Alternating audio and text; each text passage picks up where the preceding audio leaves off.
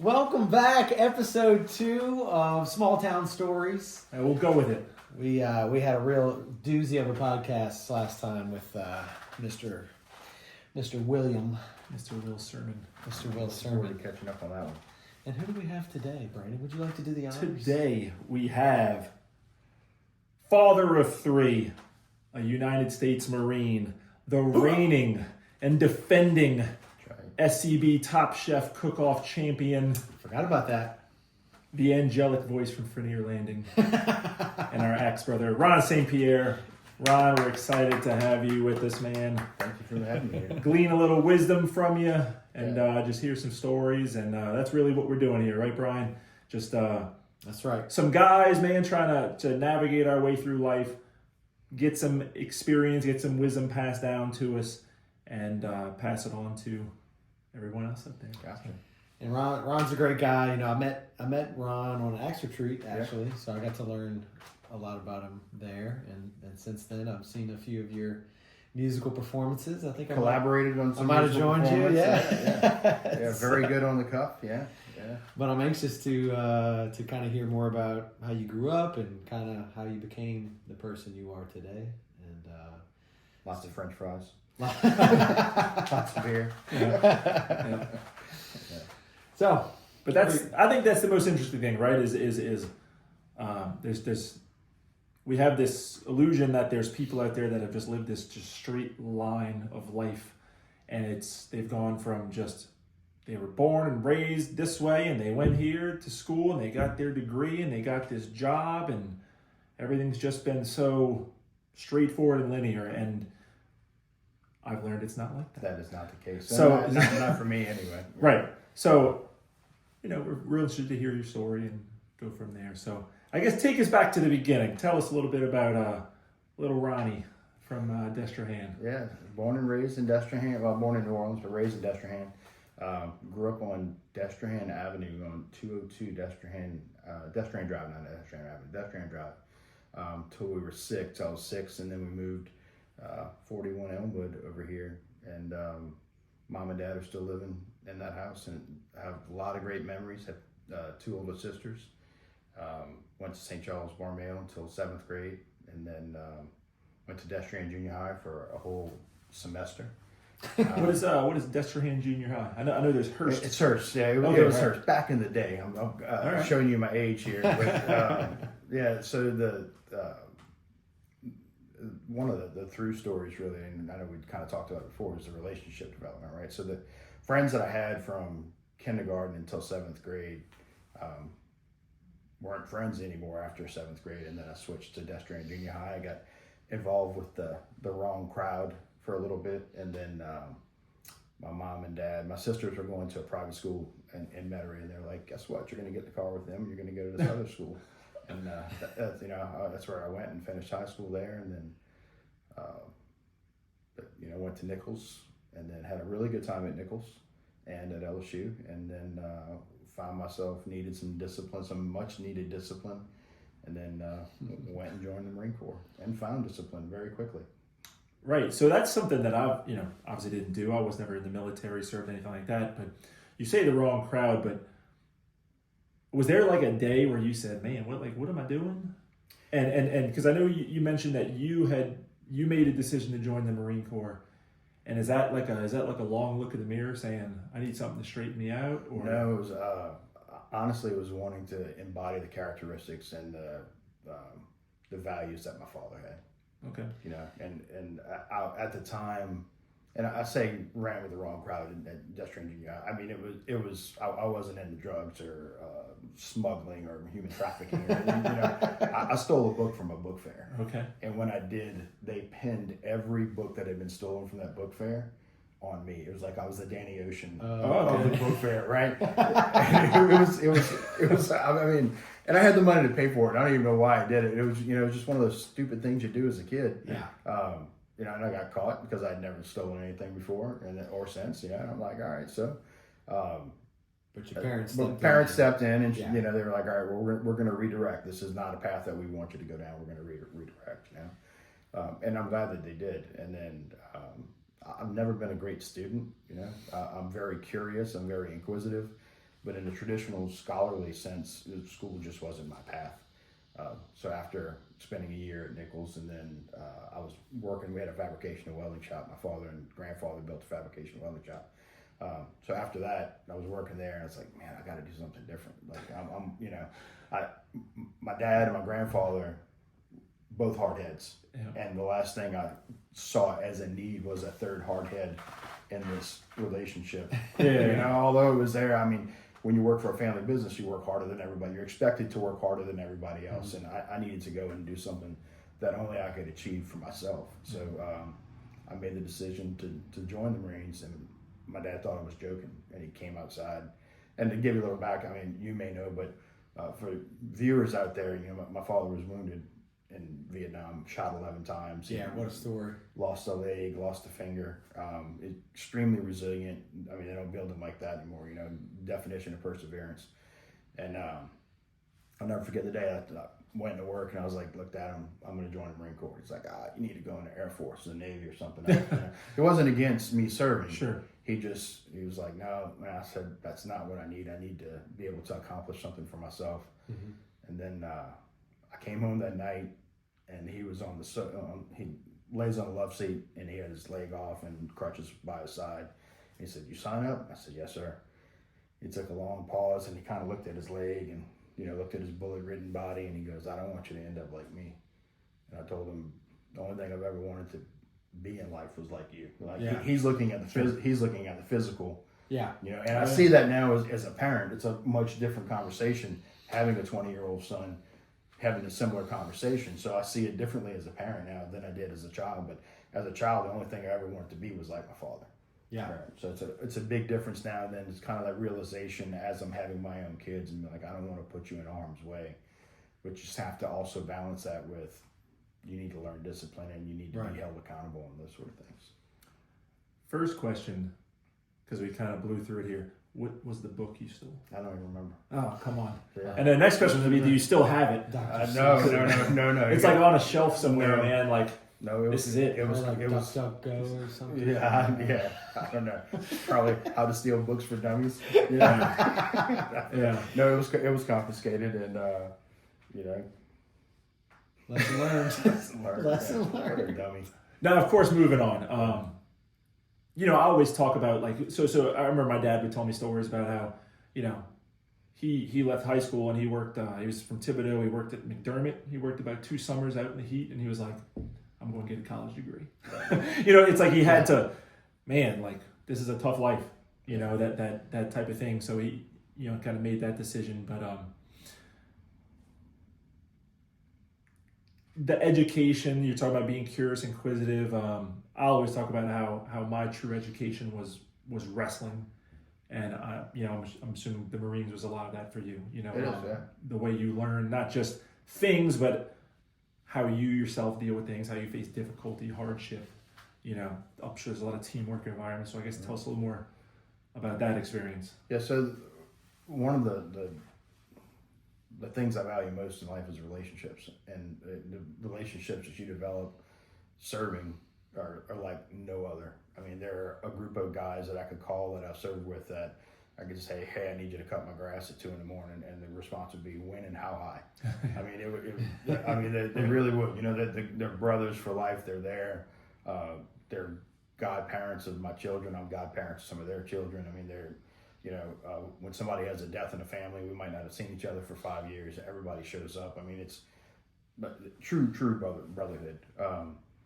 So those relationships, and learning how to work with people, and you go through some you kind of learn to enjoy the suck, right? And it's a shared misery.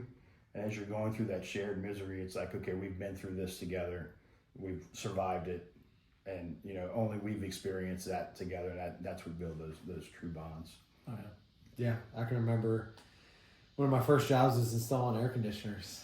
I mean, Crawling around attics every summer. And I was the small guy. I'm like, you go back in there, tie the duct on, you got insulation all over you. But a friend of mine, Jesse, he still runs Borderlands AC, and but we had so much fun because it was just like, okay, this is miserable. This is probably one of the worst jobs ever, but we made it fun and made the most of it. Yeah. And that's kind of what you do. You're either miserable forever, or you find a way to make it fun. And in the greater picture, that is life, because life can be miserable if you don't just find a way to make it enjoyable. Yeah, I mean, life is painful. Life is there's so many things that aren't going to go your way, and I think some people just harp on that, and they become this hub of negativity, where it's like, it's raining on me, and I'm locked out of my truck. Yeah, that was like I think it was my 16th birthday, 17th birthday. I went fishing and got locked out of my truck. and then it starts raining. And me and my friend Mike are sitting there, and the camp was already locked, and we were like, all right, well, I'm going to remember it then. So I've always heard, just take your life and everything that you ever said was hard or tough or difficult, and just replace it with the word memorable.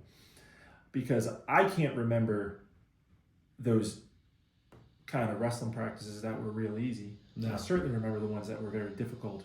The ones that, people are peeling you off the ground because you're so exhausted, you're so hard, but it's those moments when you learn the most, or it's funny how that works. You get the most out of it. But you took the words kind of out of my mouth. It's like, I think we all look for those people that we can go through those times with, So you're going through boot camp and training and all that kind of stuff, and it's like you got your guys you're serving with there with you, and then later in life, I don't know, man. Like, what do you do? I don't know how you went through it, but it's like, hey, man, I met this girl.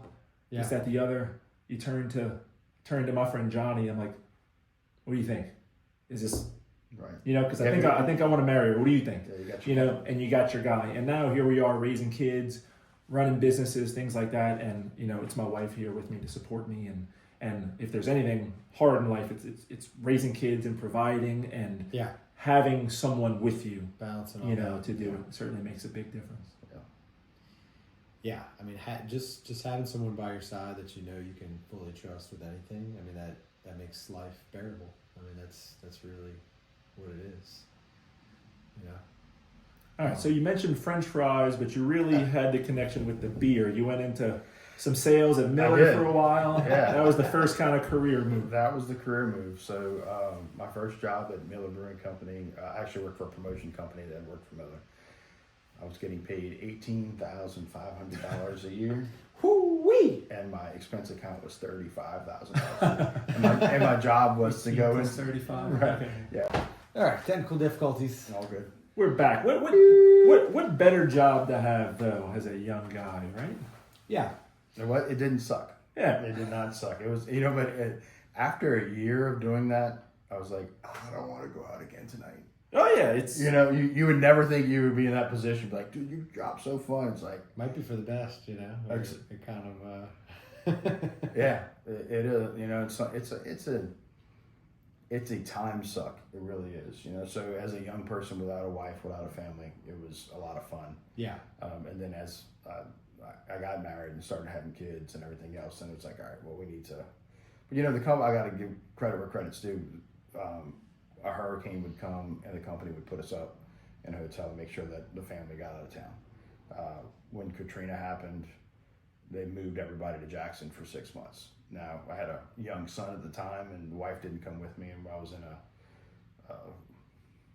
less than desirable apartment in Jackson at the time. But, one of those things where you made it memorable. Yeah. Made it memorable. It didn't. You got through it. Yeah. So another chapter, huh? Another chapter, yeah. And I guess, what was your biggest takeaway from that chapter of your life?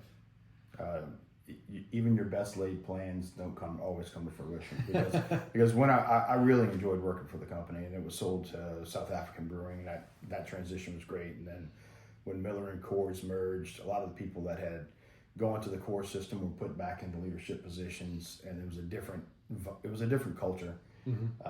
And the pathways to where I was trying to get were no longer available, and I got put in a position where it was kind of a regression for me from a reduction standpoint. So we made a mutual decision for me to part ways, and then I was stuck without a plan, because my plan was to get to a certain level within that organization. And then I was like, okay, I guess guess I'm going to be an entrepreneur now. Right. I got a family to support. I got to figure out what the hell I'm going to do.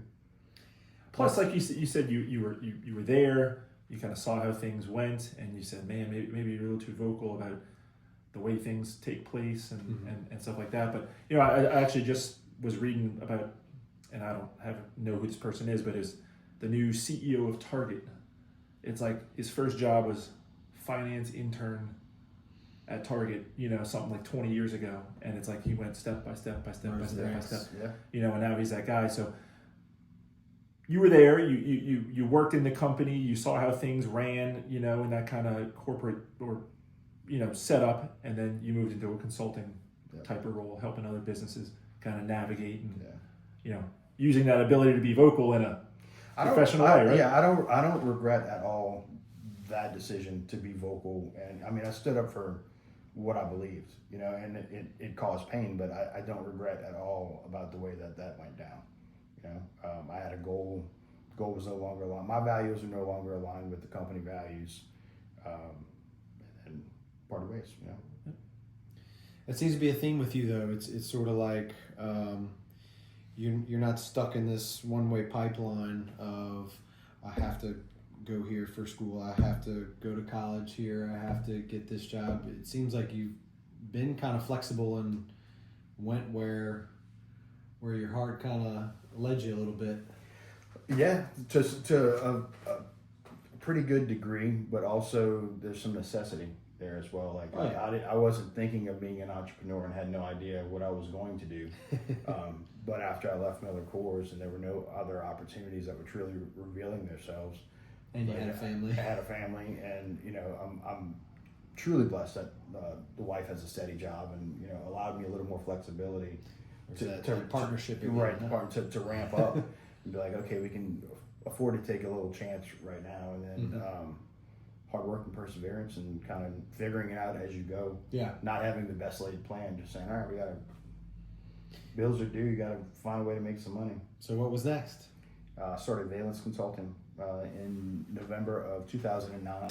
Valence. Yeah, Valence. Yeah, good Valence. Yeah, it happens. Valence Electronics. Yeah.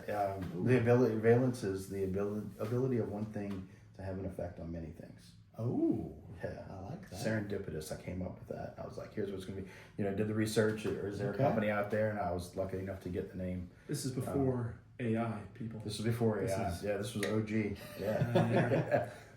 Yeah, and then that was right at the cusp of like the beginning of social media, so there weren't a lot of people that were figuring out how to manage social media. So there was a big need for social media management, reputation management. We had done a lot of events, did Louisiana Seafood Festival. We helped produce Gleason Gras. Nice. Yeah, so it was a really good, got some young people, got involved in the tech community, and it was right at the time after Katrina. You had a lot of people coming in that still wanted to build tech and help New Orleans get back on its feet, right? So you had a group of people at this place on Magazine Street called the Launchpad, and it was like co-working offices, and everybody had little small startups. We were all grinding out together and trying to figure it out, and then figured it out well enough to move to an office on St. Peter's, and then after St. Peter's we moved to Lakeview. And then that brought me to the point that, let's see, this was 2018, 2009 to 2018. So 2018, my director of operations decided that she wanted to go work for one of our clients. And the client was good about it. They called and said, hey, look, we want to hire your number one person. So, and it was a good opportunity for her. She took advantage of it. She left, and then I had a guy that was fantastic at sales and just an all-around awesome individual. He went to work for another client. So I lost two clients, and I lost my two key integral people. And then at that point, I was feeling less than enthusiastic about the future of the company. And then the third will fail, and she's like, I can't rightfully accept any more money from you. Like, we're not growing the company. I'm going to go work for somebody else. And she did. And then shortly thereafter, my sister passed away. And then that led to a whole different set of circumstances, So changing again, huh? Changing The again, world just yeah. keeps it changing. It does. And I thought that just like with Miller Brewing Company, I thought I got myself into like, I have a clear direction, I have a clear path, here are the goals that I want to achieve, and here's how I'm going to achieve them. And then got reset. And then, okay, here's a company I'm going to grow. Here's where I'm going to be. I wanted to grow Valence into a thing where we were acquiring smaller agencies and building a bigger agency. Because I've always wanted to get to the point in business where I can help influence young entrepreneurs and help them grow their businesses. That's where I really find enjoyment. And that's which has led me back into the consulting role as a fractional CMO now. But when I got to that point at Valence where things were falling apart, I was like, I need to shift again and do something different. And I was dumb enough to open a restaurant right before COVID. So reset that again, Was it the restaurant? Was it bad choice, or was it the partner? No. Right. We know. Yeah. No. The partners were fantastic. The partners actually made it all possible to happen at a time when I really needed something good to happen, and they're both still fantastic people, and I'd happily work with both of them again. Oh yes, we know. We love him too. Yeah. Yeah. That's a. I know the timing of that. It was like, we're going to open a restaurant, and then COVID hits, 2 months after? Yeah, like right when we first opened. Yeah. And so we had the closures, the 6 feet apart, the masking, all when we were trying to get it off the ground. And Even in St. Rose. Even in St. You would Rose. think, maybe. Yeah. That all seems like a dream still. And I tried to skirt the rules as much as possible. Like, Yeah, sure. We're in St. Charles Parish. Right. They're not going to worry about that. Yeah. We're all about hometown. We're going to be fine. Everybody's, we live by chemical plants. Everybody's got, we're used to it, Yeah, so I know you had said, there's the working in the business, and then there's the consulting the businesses, and then you're kind of like a business that you were almost consulting to, right? Like it's a small business, and you start running that kind of small business life, and you start going, oh wow, man, people used to talk about these problems or these difficulties, and now I'm living them, and it kind of puts you on the other side. So kind of, what did you learn from being there? Well, it's kind of like we tell our kids, I've experienced it, so here are the mistakes that I made. Don't do those things. Mm-hmm. And as children, we're like, you don't know. Right. You don't know. And when we go into, I look at the same thing from a faith perspective, because we're given guidelines and like, here's how you should live, and here are the things that are important, and as God's children, we're not always apt to listening. Just like our children are not always apt to listen. I don't know. I don't know. Maybe it'll be fine, right? So being in those positions, it really, learning doesn't come from success. Learning comes from failure. Yeah. Right. Whoever's failed the most usually learns the Like most too. I think percentage-wise, like if you look at any sports, like beating a team, whatever, you play the game, but beating them a second time, like each time it becomes exponentially harder because you don't get to really learn anything if you win. You know what worked, maybe a couple things didn't work, but if you lost, you're saying, well, okay, there's so much more for us that we can actually work on, and that's a very interesting thing, Yeah. Nothing like a little pain to kind of let that memory sink Sure. in, that lesson. And I guess it's going Why do I into keep it. touching this? I guess it's going into it knowing that win or lose, like I'm still gonna. I will be better. Yeah, you only lose if you don't learn anything. That's right. Right. Yeah. And the challenges of starting a business or being in something that you don't know, for me, it's gratifying to figure those things out. How do we build culture? How do we develop the right team? What are the assets that what are the values that we're looking for people to come in from a team perspective? And that translates from a restaurant to a small business to a competitive team. You're looking for the same things. How do you build the team that is going to support you the best and get you to where you want to go? Oh, yeah. I know Anytime Fitness, and it's a lesson that we've had to learn. We didn't listen to explicitly a couple times, but it's like you want to find the right person with the right exercise knowledge that looks the part, all this kind of thing, and then you go put them in front of people, and they're just like me squat, me, right. And it's like no. What you need is the personable person that can be charismatic, connect with people, and then I teach that person how to do the exercise part. Gotcha. Rather than the other way. Yeah. Because you're not going to sell anything. You're not going to connect with anybody. You're not going to have anybody to train, right? Mm-hmm. If you can have all the knowledge, but if it's like talking to a brick wall or somebody that doesn't know how to meet you where you're at, no one's going to want to continue to stay with you, right? Yeah. There's also that feeling of intimidation, right? If you come in, somebody's all, well, I'm never going to get to this position. This guy's going to think I don't know, squat from diddly. Sure. Right. Yeah. Like you with the gun show all the time. Right. Well, being an entrepreneur is like it's gratifying because it's really kind of you're betting on yourself. There's so much that you can control, but then again, you still do need people that you can rely on. What I found, I mostly work alone, but there's title companies that I work with. There's lenders that I work with. There's a lot of people that help me do my job. And I guess my question is hiring other people to kind of help your time seems to be the hardest thing that you can possibly do. I mean, it is for me right now. It's something I'm struggling with.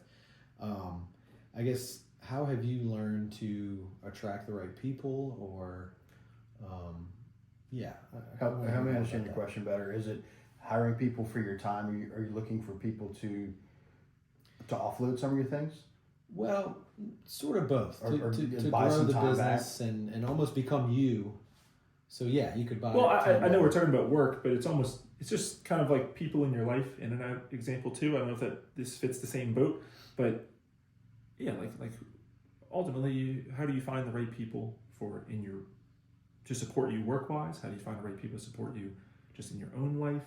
Yeah, that's interesting. So from a professional perspective, peer groups have been a big help. Mm-hmm. There's some networking groups that you go to and it's like, all right, you got to give me 3 leads. We're going to breakfast every third Thursday. I got to have 3 leads. Haven't found a lot of success in those things from a business building perspective. From a true network, it's somebody you can depend on. There's peer groups like Vistage and some other things where you can go through and define these problems and you're in a confidential group of other people and you can say, here are the problems I'm having. Kind of like we're doing now, like, what did you learn? What are your best practices? Do you know somebody? That's the big piece. You start with someone you trust and say, I'm looking for these things. How would you address them? Yeah. And building your peer group, even if it's not a defined paid peer group, building a group of individuals that are not so much like-minded, but in similar positions in life. Same goals. Same goal, and then want to help each other go through those things. Yeah. You have somebody to help share that burden. That's been a big piece for me, is that being around those people. Now I'm an entrepreneur by myself, but I now can share success. Yeah. When it wins and that person knows that, hey, I was having trouble with this, and this, and you get a call from them at the end of the week and say, hey, how'd that work out? Yeah. What's going on with you? You're like, hey, this is what happened. Fantastic. We need to grab a beer and celebrate. Yeah. Well, that's kind of like, I know you and I have talked about the work conferences. Anytime always has one every year. My company has one every year, at least once a year. And like the importance of going to those and meeting other people, because they share the unique experience. They do exactly what you do, but they may do it in a different market or somewhere else, and you can always like pick things up. So yeah, the networking portion is definitely a big one. Yeah, building that community, just like we talk about. Kind of what we're based on here is community and finding ways to help each other succeed. I know Brian's a realtor, which is quite a competitive market, but we're at the gym in the morning. There might be 4 realtors in the gym at the same time. Yeah. And I'm like, this is going to get bloody. But it's like they're all like just best friends, telling each other hi, helping each other with things. So being able to find that peer group that's not a competitive group or saying, I'll do this if you do that. And well, it's, competition's fine. Like, cause I have plenty of friends in real estate that, we compete, but it's also that it's kind of what I talked about with Matt in the podcast. It's this deficit mindset, like there are this many resources, and if you do well, then it takes away from me, and it's just not the case. Like, you can share, you can collaborate, you can build relationships, so so that when I do have a house that I know your client is looking for, I'm going to call you, you know, where we can work together to make this happen. And you always do it with the intention that hopefully that person would do the same for you. Exactly. Yeah. Exactly. And if they don't, hey, Yeah. you can't control that. Right. That's you got to do the right thing. Yeah. That's what community is. You know, it's helping others achieve their goals. What's the saying? You help enough people get what they want, then you'll get what you want. But it feels good too. Yeah. So even at the end of the day, you don't get a say. At least it feels good to help someone. Yeah, I mean, right? Is that I guess that's the consulting business in a nutshell, right? Like, I'm not winning anything. Like, I'm helping you win. When you win, like, I feel great about that. Yeah. You know, I mean, You win too. you know, unless you're getting like a profit share or something. No, Like, but, you know, I mean, the inverse to that is also true, because I've been in position. So after Truck Farm, I went internally for a client that I had for years and years, and being held accountable for something, but they wouldn't take my advice for something.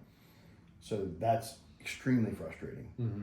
You know, that's what led me full circle to go back into consulting outside of what I was doing, is because, you know, we're having problems within the company. Hey, we should do this, this, and this. No, I don't want to do that. You know, it's like, well, how valuable right. am I as a resource? I'm still getting paid, but truly the value is what I bring to the table, right? And if you're not enacting anything that I'm telling you to do, then it just doesn't make sense. You know, and it doesn't. And then you're being held accountable for the results at the end of the day, and you're like, well, why didn't we get these results? Well, we didn't do anything that. Oh, I've heard plenty of stories from this guy. Hey, I'm trying to sell my house. I'm trying to buy this house. Well, here's what I think we should do. And they Right, you need a pressure. don't want to do it. And they go, why didn't we get the house? And it's like, well, yeah. Yeah. I feel like I told you to do that, and you didn't want to. Yeah. So Yeah, it's frustrating when people hire you for your expertise, and then they don't listen to anything you say. Right. So it's like, what are we doing here? What they really want to hire you for is, I want you to parrot back to me what it is. I need to hear what I want to hear, not what I need to hear. Yeah. And it takes a big business person, it takes a big individual in general to be able to be humble enough to say, and that's the people that are truly successful, hire people to, don't give me lip They're service. coachable. Tell me exactly what I need to do, not what I need to hear, not what I want to hear. You gotta set the ego aside and know that what you're doing is not working. Otherwise, this person wouldn't be here, would they? You'd be you'd be the one giving them. it's the coaching. It's the coaching mindset. Yeah. Of, if my team loses, then it's, I didn't prepare my team. Mm-hmm. I didn't give them the right things. I didn't call the right plays. I didn't do this. But if they win, it's because of the effort that they put in. Right. And they executed the plan. Yes. And all that. So in the winning way, it's from their hard work. If they lose, it's on me. Yep. Yeah. You know, humility is. Yeah. It's tough. So, because if you're not, you know, that 8-year-old kid I'm coaching in flag football, if he's not listening to what I'm telling him to do in the game, well, clearly I didn't create either a trust mindset, but like he doesn't fully trust me to listen to me, or he thinks his idea is better, or there's some sort of thing, right? You know, I mean, plus he's 8, and you know, but you know, when you fully trust like that person, like, you know, you'll take their advice. But we talk about that a lot. You know, first off, once I need to give you the permission to give me life advice, to give me direction, things like that. Mm-hmm. That trust has to be there. But the trust has to be built. Yeah. You know. Yeah. So work, and this is how we love to set things up here. We talked about the whole work path, but then there's Ron and his wife and his 3 kids. So tell me about that guy.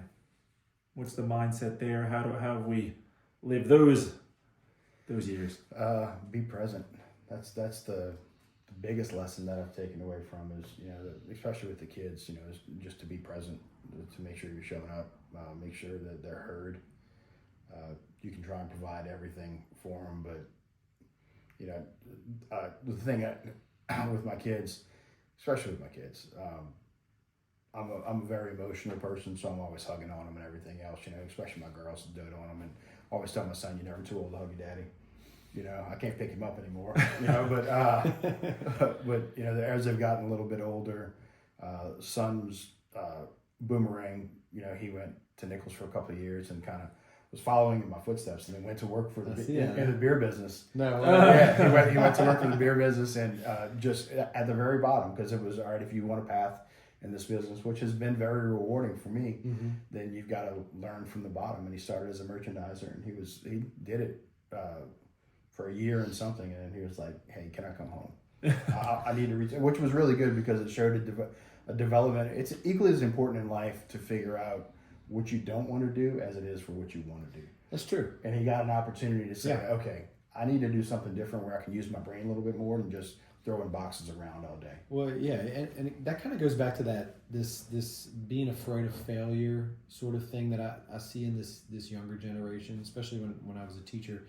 It's like they're so afraid to choose wrong that they almost sometimes don't do anything at all. In action. And it's sort of like, no, I mean, just hearing your story, I mean, something worked, then suddenly it didn't. It kind of the same story with me. I had a career path that worked, and then suddenly it didn't. You have to have this willingness to change, and hey, you might fail, but at least you're finding, like you said, what you don't want to do. Yeah. Or let's not do that again. Yeah. Or to eventually settle on something that you do enjoy and that will provide for you. I think you got to keep moving sometimes. Yeah. In that case, and that's always an interesting thought. I guess I want to know is like who were some of the big influences? Like you mentioned your dad. Who were like the biggest mentors that sort of helped you, not only professionally but like, you know, as a man? Yeah, certainly my father. You know that, and we talked about that. And then, you know, my mom is the rock behind all of that. I mean, when my dad was wounded in Vietnam, my mom was there, nursed him back. Carried together there? They got married right 2 days before he shipped out. Oh wow. Yeah. Can't imagine what that was like on her. Yeah, they had a 6-pack of Pepsi and a bag of Oreos at the reception. You know, the janitor was the best man. It was kind of St. Mary Magdalene of the Sea, Star of the Sea. Wow. Right before he shipped out, and then he was in country not very long before he got wounded. So this was what, 68, 67, 68. Mother's Day, I think it was Mother's Day at 68. It's either Mother's Day at 67 or 68. And then he was in Da Nang and then got shipped back to the Oakland hospital, and my mom moved to Oakland. My dad was in Da Nang. Oh, really? Yeah. Yeah. And then she stayed with him and got him back to health, and then when they got back here, but the two of them, the love and admiration that they share for each other, they got in a car wreck a couple of years ago, and they were in the same hospital room in different beds. And I'm over there going, "Mom, you okay? Dad, you okay?" And both of them are, go worry about, I'm good. Go worry about the other one. Yeah. So that continues to this day. I mean, and they kid each other a lot, but inseparable there. From a growth standpoint, my dad's best friend, Rusty Walker, has been a fantastic influence.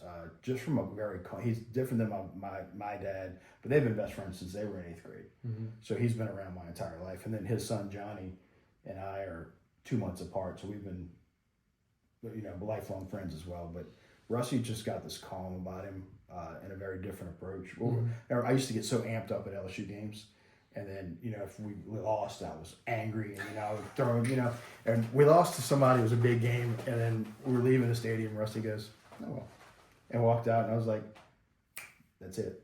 That's how I need to be." Like, what can I do? I can't affect the outcome anymore. Yeah. You can, you know, but, and a lot of, like we were talking about making it memorable. Now you can choose how you react. You can't choose how the situation happened.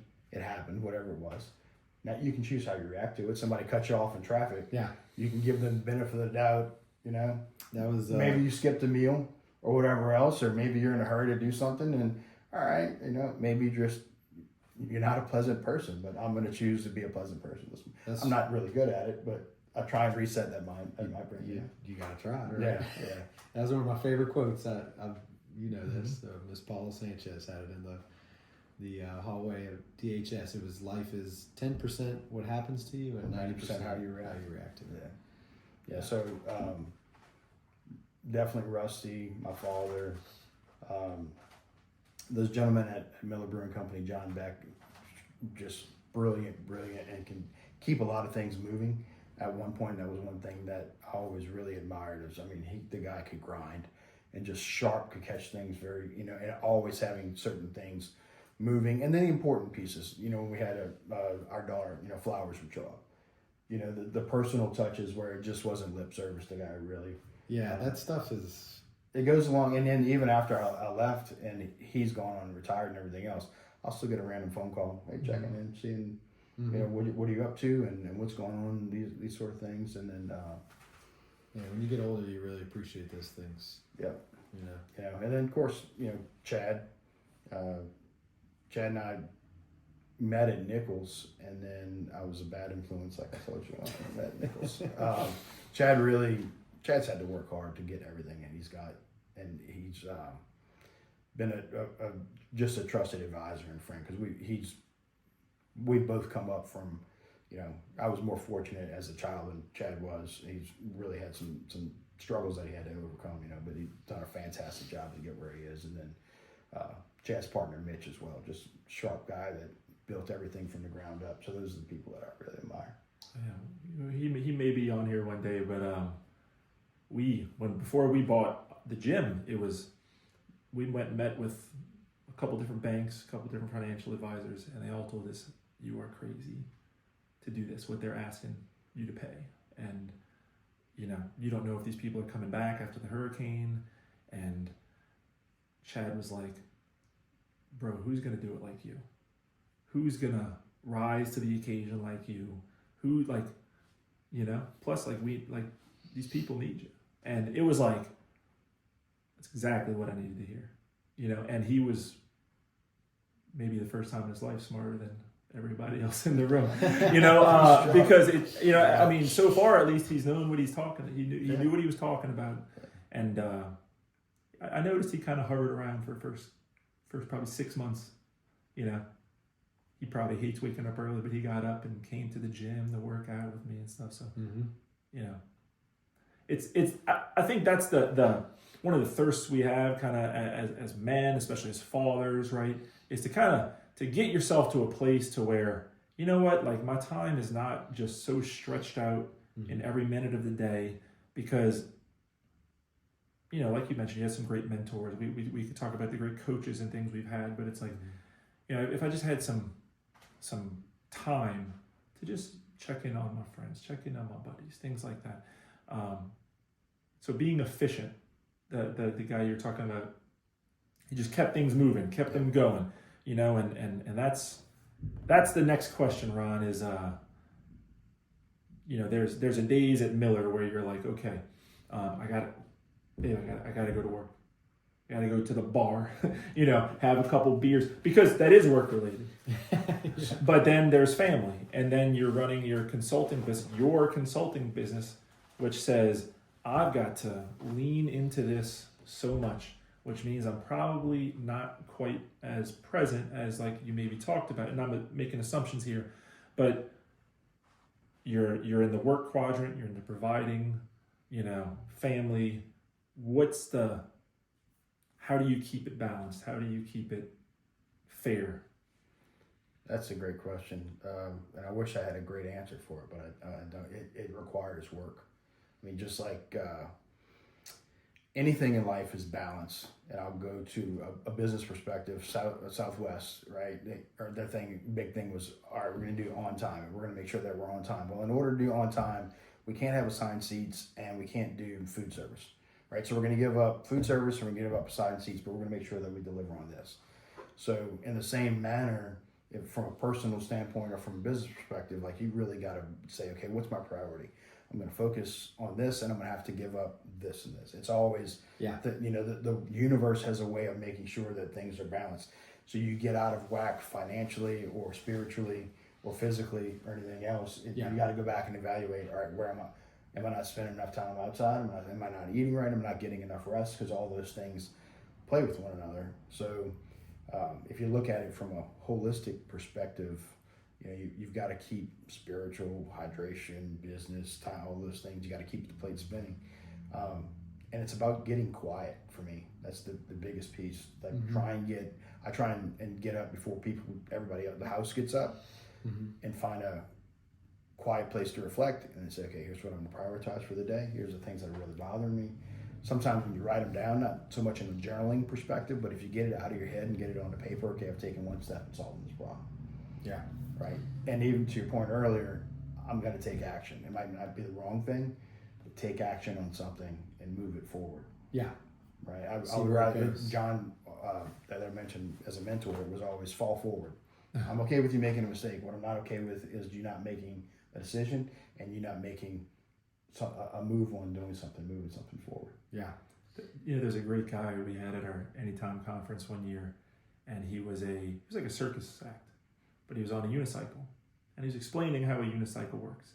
He said, you can't move forward on a unicycle unless you lean and you start falling over. You won't move. So you start falling, but then you have to pedal to catch up. And, you know, by the end of this show, he's juggling, and he's like, you know, it's real easy to juggle two things. He goes, it's like a circle. He said, but once you get three things involved, it's a completely different thing. You can't do the two item pattern. Now it's a three pattern. Yeah. He said, and then you get to four. And, you know, so it's I guess it's stopping, assessing, and saying, you know what I was doing here, you know, I can't just add another thing and keep doing what I was doing. I have to be maybe a little bit more intentful, or I have to be a little bit more efficient. But man, it was fantastic, because by the end he's juggling like freaking axes and you know, all this kind of crazy stuff. But it was a great message, you know, on how to do that. So that, I guess that's a good answer, right? Like, okay, I'm starting my own business. I'm gonna lean into that, but I'm gonna pedal the family back up. You know, like I'm gonna have to, you know. And you've got to have somebody supportive and Sure. letting you do that and being able to carry the weight. Because honestly, there have been months when I'm unable to provide, you know, and it's feast or famine. And then you catch something big and you catch a break. And, you know, as both of you know, growing with young families, there's times that you feel like you're never going to catch a break, like you're never going to get caught up. Yeah. And okay, this is what life is now. This is where we are today. Right. You know, but you if you're going through a storm, you just keep moving. Yeah. You know. That's balance. Finding balance is just one of those questions, and you can ask it a million times, and it's funny how the answer is always kind of the same. It's hard work. It does require sacrifice, but I really like what you said about reflecting, finding that quiet time to collect your thoughts, and because sometimes if you just go, you never really get a chance to say like, okay, where am I? Like, check your map. Yeah. Where am I going? Yeah. You know, because sometimes falling forward is great, but then you look and you're like, oh, well, why am I doing this again? Yeah. You have to constantly recalibrate and find that balance. Because like balance isn't something that you're just going to find and you're there. I think you constantly have to keep recalibrating and rebalancing and pedaling. Because as soon as you think you got it figured out, it's like, nope. That's one of the great things about the axe retreats. Yes, It's 100%. The intentional disconnect. You kind of take inventory of where you are on everything else, and then if you may, you know, feeling like, all right, I got all these things going on, and you hear somebody else's story, you're like, wow, all right, it's time for me to be more grateful, and you're exposed to some of those things. Like, now I have more to. Now you're more apt to say, how can I help this individual, and not worry about myself. And in service and sacrifice, you find you're more rewarded on how those things come out. 100%. And Axe Retreat, April 23rd, the Dream Team. That's right. The Dream Team is assembling. Yeah, Okay. by the way, Wow. you've been involuntarily selected. April. This I'm like, what? I know. I'm thinking, yeah. Okay. Good. All right. Yeah, we got some Forward thinkers. We got some time. Okay. Good. Forward thinking. But yeah, I mean, Axe was one of those just life-changing experiences. It was kind of connected me back with my faith that I had lost for a while, and not completely, but you know, it was more. It was like one of those pieces that got sacrificed, and I realized like this balance doesn't work without it, and that quiet, that reflection time, you really just don't get that. You know, having a family and providing all that, you really don't have that time to do it unless you make it. and that retreat was, it's 3 days that helped me find what was important again. And then, it also, it's that brotherhood, that relationship aspect that you talked about, and then that finding the commonality of like a group of guys that are having all these same problems. It's like, it's not just me that's feeling like I can't seem to win right now, or I can't seem to balance at all, or like, what am I doing? Yeah. And then you get together and you realize, oh yeah, everybody kind of feels this way. I'm not as screwed up as I thought I was. Yeah, exactly. Well, a recurring theme that keeps coming up in discussions with me too is like, having that kind of, I don't want to say hive mind. I mean, I'm kind of in control. Like I like you said, hey, you gave me your advice. Now I'm just going to decide if I take it or not. Right. But finding the right advice givers, finding the right kind it matters where it's the right minds to include in my hive mind, or of life, because that's a big thing for me. Is I think yes, we're bouncing business ideas off each other, and you're not involved. You have no skin in the game, but like I want your opinion, and I value it because again we've developed a trust between one another, and I know that just as much as you need people like maybe like a Chad to say, hey, you can do this, you also need people to say, you might want to stop. Pump your brakes a little bit. I remember hearing that with the NFL players. It's like find someone that tells you no. Yeah. Find someone in your entourage that tells you no, because you've got all the money, you got all the success, you got all this, and there's gonna be plenty of people that say, let's go do this, let's go do that, let's enjoy all those fun things in life. But you need someone that's gonna say, you better get your butt to bed. You got a game tomorrow. Or you know what? Hey, buddy, you know what? I've been watching you. You seem like you've been a little more irritated around your kids than normal. Yeah. And that's, you can't say that to. You can't say that to just somebody. Yeah. But those retreats, those retreats build that. It's people that want you to win. Yeah. They want you to win. They want to see you succeed in every way, not just financially, but again, as a man. That's kind of what we're here. I loved what Will said in his last podcast. He said, my only mission is to make it to heaven and make sure my kids get there too. Yeah. And that's, you lose sight of that. For Absolutely. Sure. So on my first retreat, my first act retreat, which came at a really, really difficult time in life, so it was very needed. A Marine brother of mine I'm very close with, his first, and I think I used it in my speech last time, his first line was, God made you and you're going to die. Like, broke it down to that level. I was like, ooh. And then the rest was, what do you do about it? And here's how, things, blah, blah, blah. But I was like, when you distill it down to just that, and to me, I was heavily involved in CYO as a kid, didn't lose faith, but didn't practice as devout as I should have. And that relationship tends to be seasonal with the church, not my relationship with God, but with the church and with the tradition and with all those things. And talking about balance, some things give here, some things give there. That tends to be seasonal.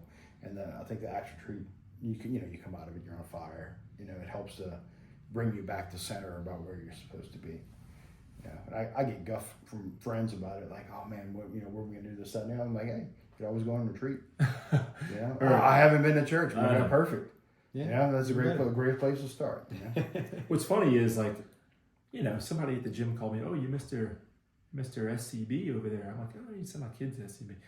But like, oh, you're Mr. Church guy, and I'm like, have you met me? Have you talked to me before? Like, I mean, like it's a centering, mechanic, right? Yeah. We all drift to whatever side of the spectrum, and sometimes, man, like, if you've ever done Exodus 90 before, it's like, that's like a little, I'm too high up. Like, I think my wings burn when I'm doing that, and then I come back down. But sometimes you drift the other way. Yeah.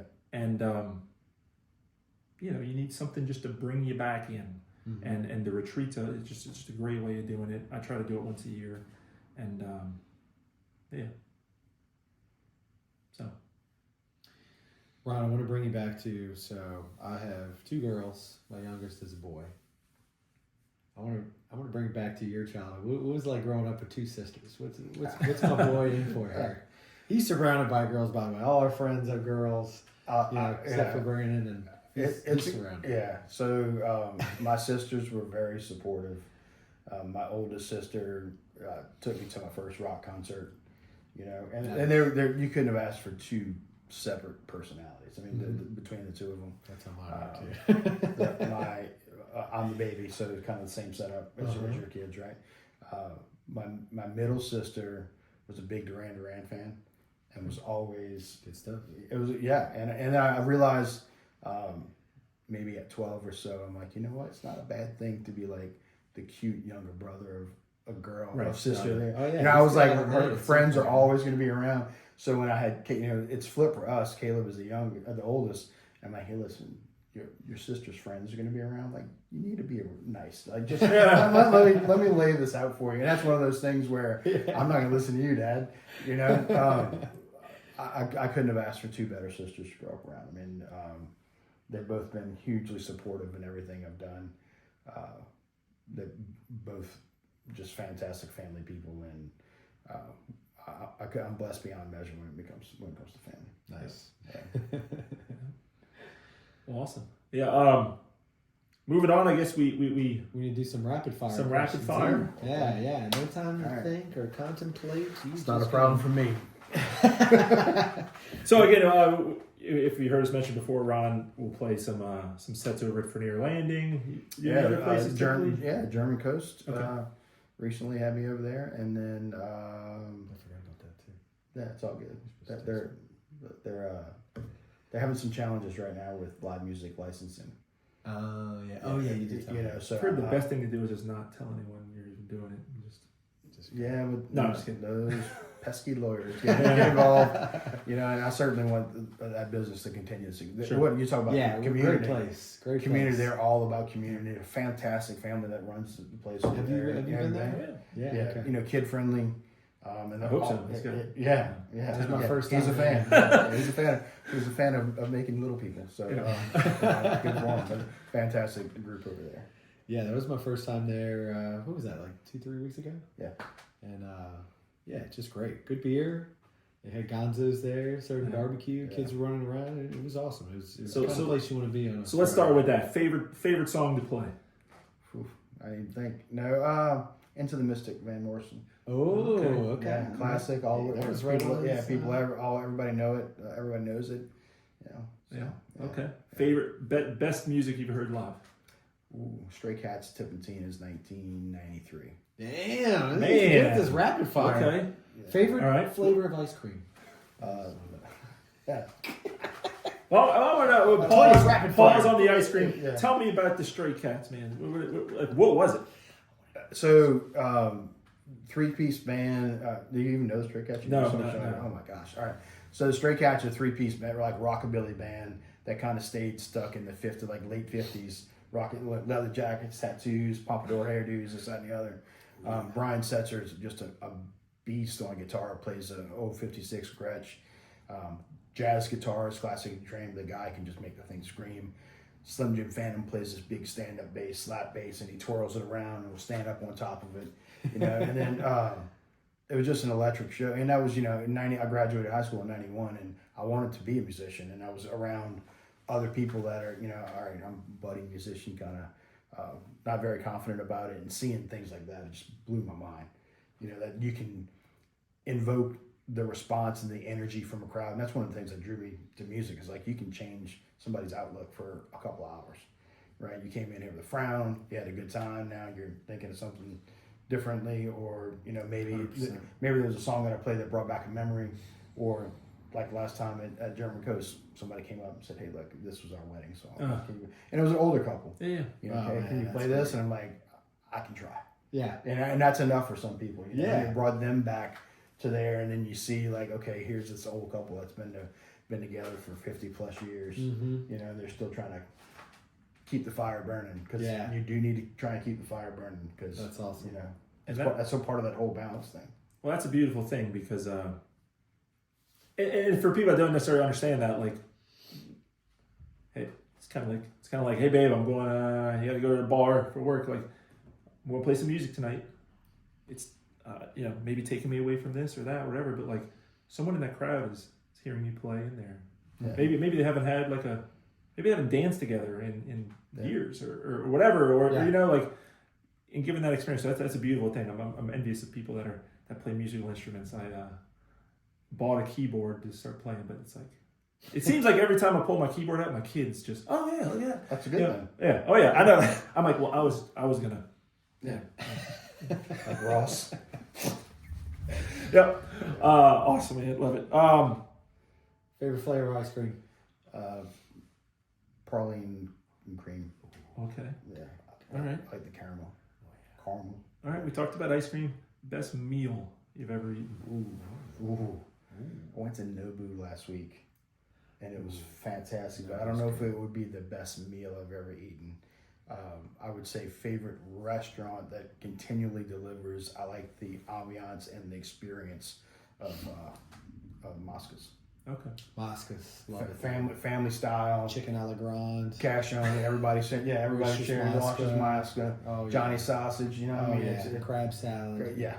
There's always a party. The jukebox. People are always cutting up. You know, it's the history of the Marcello family and the all the things that tie in. It's like such an experience. The last time I was there, there's always a party in that front room. Yeah. Like always. Yeah.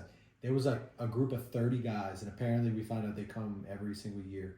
About midway through the meal, one of them stands up, punches the other one in the face. This is the place.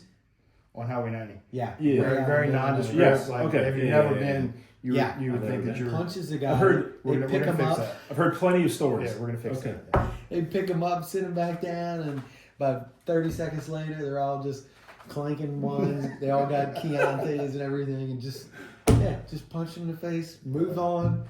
And they were crazy, and it was so funny. But yeah, and the waitresses didn't even bat an eye. Like nobody even looked. They were just like, what can I get you? Yeah, like, oh, he'll be fine. Yeah. It's those kinds of experiences. It's not the brand show, but like, we got engaged. My wife and I got engaged at Tony Angelo's, and I remember because that was the first place we ever went to eat, and we sat down, and the waiter walks up, kind of, I don't know, wasn't really ecstatic. We were there. He's like, what y'all want?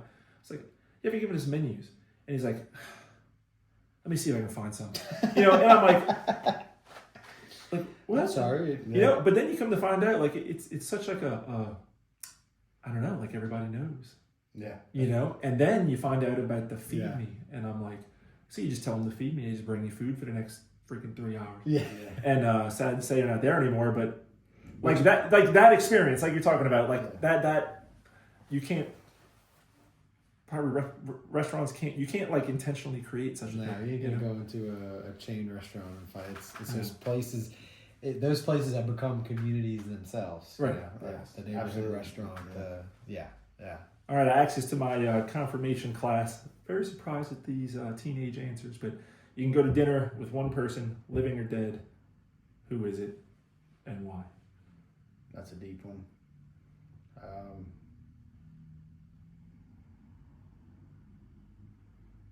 I'm gonna say Sinatra. Okay. Yeah. Sinatra. Yeah, just because I'm fascinated by that time in history, and I'm also fascinated by how intertwined he was with JFK conspiracies and the five families and all of those things. Interesting guy for sure. And his relationship with Judy Garland, I'd like to know a little bit more about, and Rat Pack. the Rat Pack and everything else. I just think that would be a really, really interesting meal. All right. Yeah. I love that. All right. What? Hardest thing you've ever had to do? Physical, mental, emotional, whatever it may be. Tell my father and my mother that my sister died. Yeah. Without a doubt. And I had to do it. So I had to do it separately because they weren't in the room at the same time. So I had to do it individually, and I had to stop my sister from going to the house and relieving her, so she didn't have to make that call. But I felt it was my duty, and then having to tell my parents that they lost a child. Yeah. Was that kind of like? I always talk about how there's a moment where like you realize like I'm not only like a man now, but I'm kind of like 100%. I'm that man in the family now. Yeah. It's my duty. Yeah. Yeah. And that's a credit to how my mom and dad raised us. Yeah. Yeah, it's tough. That's a big one. One quote, like if, Ron's, we're all very sad. He's on his deathbed. He says, guys, this is the secret to life. This is the quote to live your life by. What is it? It's a good one. That is a good one. Very good. Yeah. Put the toilet seat down. That'll keep you. Putting that on tombstone. Put that on my tombstone. Yeah, they have like self-closing this now. Yeah, they do. No, I don't know. That's a good one. I mean, and I say that, of course, trying to be funny, but it's little things in life. Do little things. Pay attention to the little things. The little things. Just pay attention to the little, and not just in your life. Like if you see somebody struggling, you can turn somebody's day around. Yeah. Holding a door, telling somebody that a nice haircut. The littlest things, but just pay attention to the little things. Internally as well, pay attention to the little things. You're getting irritable with your kids. Pay attention to the little things. Mm-hmm. What's out of balance. Maybe a phone call. Maybe some flowers. Well, I was thinking about what you said earlier. Be present. Mm-hmm. And it doesn't necessarily mean like be here or there. I've always heard like be where your feet are. Yeah, wherever your feet are, be right there. Yeah. Because you've got this moment with some other people, and I mean, if someone's listening to you, like make sure what you're saying is impactful, intentful. Like don't be thinking about this and what would you say? Yeah. Put the phone down. Let's start there. there. Let's start. That's easy enough right there. Put the phone down. Well, not until you finish. Yeah, watching watching this. Yeah, obviously. And tune in next week. That's right. That's right. Yeah. Any last bits of wisdom or anything? This was a great episode. I mean, we thank you for your time. It was fun to be with you guys. Yeah. Thanks for the invite. This is, and I wish you much success and great viewership. I am working on a project that I can't talk about too much right now, but it is the next phase of the pivot. It is timely, so you'll just have to watch for it. All right. Okay. We're intrigued. So this is a Ron St. Pierre album release? Is it? No, it's not an album release. It's his OnlyFans. It's his OnlyFans. Yeah. You're already out there. Our first sponsor. Yeah. Oh my gosh. Well, I hope you all find balance and be present today. Yeah, come check out Ron, his next performance. Yes. Yeah. When is the next one? Nothing's on the books. I'll let you know. Okay. We'll let you know. We love you. All right, Thank thanks, you, guys. Have a good one.